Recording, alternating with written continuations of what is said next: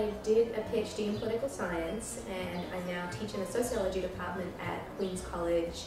City University of New York. I became interested in Cuban hip-hop about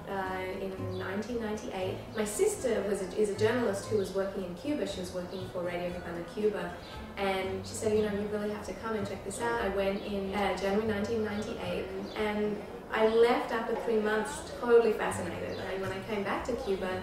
it was really easy because I had all of the people who I had met from before, and you know, just kind of called them up, and from there, you know, I really got involved. American rappers, probably out of anywhere that hip hop has traveled to, American rappers in Cuba have had a very big influence. People like Common, Mos Def, Talib Kweli, going to Cuba and particularly talking about issues of race. And I think that this, you know, there's a long history and trajectory here when you look back to the 60s and you know, Stokely Carmichael, Angela Davis, Assata Shakur, all the Black Panthers who went, and Black Power activists who went and talked about issues of race and, you know,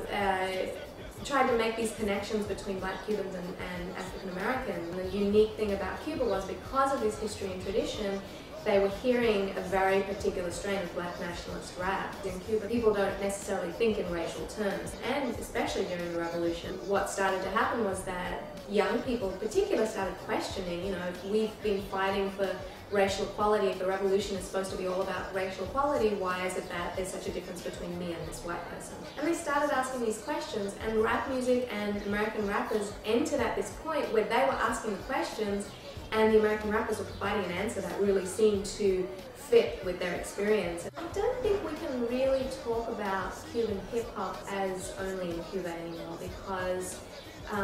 many of the pioneers left. Obsession is still there, and Anónimo Consejo is still there.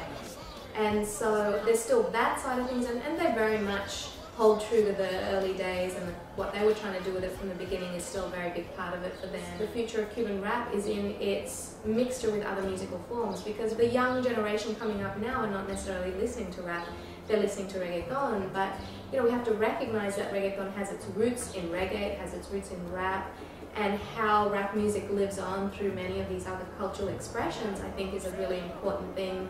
to notice, and